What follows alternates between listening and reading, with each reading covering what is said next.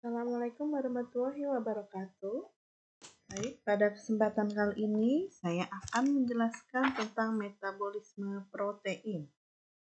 Ya, untuk protein strukturnya dia pada umumnya terdiri dari asam amino ya. Jadi susunan asam amino di mana asam amino ini memiliki satu atom karbon sentral, kemudian setidaknya satu gugus amino yaitu NH2 ya, dan satu gugus asam karboksilat ya, COOH, dan satu gugus fungsi ya, gugus sampingnya, gugus R ini yang nantinya dia membedakan antara asam amino yang satu dengan asam amino yang lainnya.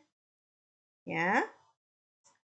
Kemudian gugus amino ini dan juga gugus karboksi asid dia bisa bertindak sebagai penerima ataupun pendonor atom H+.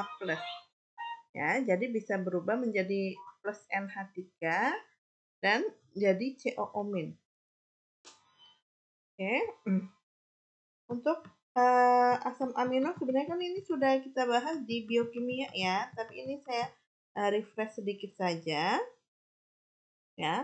Nanti berdasarkan polaritasnya, kemudian berdasarkan muatannya, ada digolongkan menjadi beberapa jenis asam amino ya. Kemudian ada juga kita mengenal asam amino zwitterion atau ionnya dipolar ya, di mana asam amino tersebut itu tidak memiliki gugus karboksi atau gugus amino di gugus sampingnya, di gugus R-nya ya. Jadi asam amino zwitterion ini tidak bermuatan ya.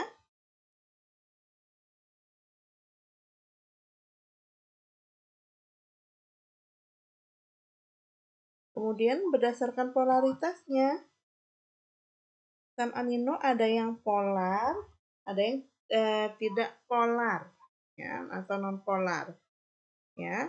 Polaritas asam amino ini dia tergantung dari gugus sampingnya, gugus R-nya ya. Ada yang non polar, ada yang polar. Oke. Asam amino yang polar dia bisa berikatan atau berinteraksi di dalam suasana yang berair ya, suasana yang berair. Jadi dia mampu tidak takut air gitulah, sifatnya hidrofilik ya. Kenapa bisa? Karena asam amino yang polar ini dapat membentuk jembatan garam ya, dan dapat berinteraksi dengan elektrolit atau mineral seperti potasium, klorida, dan fosfat ya. Nah, kalau yang asam amino polar dan non polar ini juga sebenarnya polaritasnya ini berbeda-beda ya, polaritasnya juga tingkat polaritasnya berbeda-beda ya. Kalau yang asam amino polar yang dikarboksilik, jadi dia punya gugus dikarboksilik yaitu asam asparta dan asam glutamat. Ada juga asam amino basic, ada lisin, arginin, dan histidin ya. Kemudian asam amino yang polar ini ada yang netral, ada yang bermuatan positif, ada yang bermuatan negatif ya. Kalau yang tidak bermuatan atau yang netral itu biasanya karena dia punya gugus hidroksil ya, seperti asam amino serin dan treonin. Dia bisa bersifat polar netral karena adanya gugus hidroksil ya, atau adanya atom sulfur seperti pada sistein dan asam amino yang mengandung gugus amida seperti asparagin dan glutamin ya, yang bisa berikatan dengan ikatan hidrogen dengan air ya. Jadi asam amino polar ini karena dia bisa bertahan di lingkungan yang berair pada susunan protein biasanya terdapatnya di permukaan protein ya, atau dia juga bisa menjadi binding site untuk reseptor ya.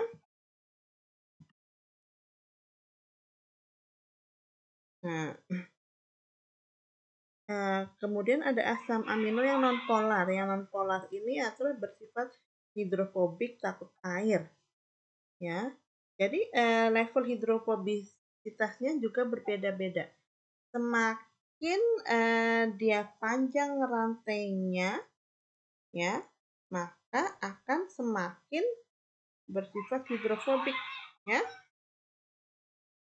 rantai apa yang panjang? Itu rantai yang side chain-nya, yang gugus sampingnya, yang gugus R-nya tadi. Ya.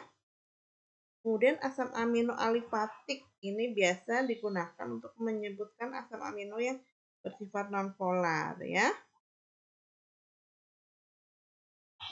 Kenapa bisa bersifat nonpolar yang alifatik ini? Ya, karena asam amino alifatik dia mengandung atom karbon dan dihidrogen di dalam gugus R-nya, tapi tidak ada gugus fungsional seperti gugus hidroksil. Ya, ada juga asam amino yang bersifat aromatik karena dia mengandung cincin tertentu. Nih ya, yang alifatik dia tadi yang hidrofobik ya, atau bersifat nonpolar. Kemudian ada juga asam amino yang dia bisa bersifat asam seperti asam aspartat, asam glutamatat, dan juga bisa bersifat basa yaitu asparagin dan glutaminnya ya.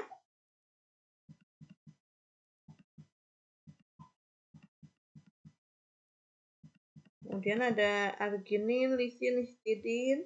Lalu di sini yang aromatik ada fenilalanin, tirosin, dan triptofan. Oke, kalau yang arginin, lisin, histidin ini yang asam amino basic ya. Ada amino acid atau prolin. Ini bisa dilihat ya teman-teman ya. Nih, yang netral nih ada alanin, asparagin, sistein. Ya. Ini untuk yang dalam kurung ini singkatannya ya. Kemudian asam amino yang bermuatan. Ini yang bermuatan negatif, ada asam aspartat, asam glutamat. Yang bermuatan positif ada arginin, histidin, dan lisin. Lalu ini asam amino yang polar dan non-polar. Tadi kan saya bilang tingkat polaritasnya berbeda-beda. Ada asam amino yang relatif non-polar. Non-polarnya parsial sebagian ya. Ya, yang polar itu ada yang netral dan juga ada yang bermuatan. Ya. Yang netral ada asparagin, cystein, glutamin, serin, dan treonin. Kalau ini untuk yang bermuatan.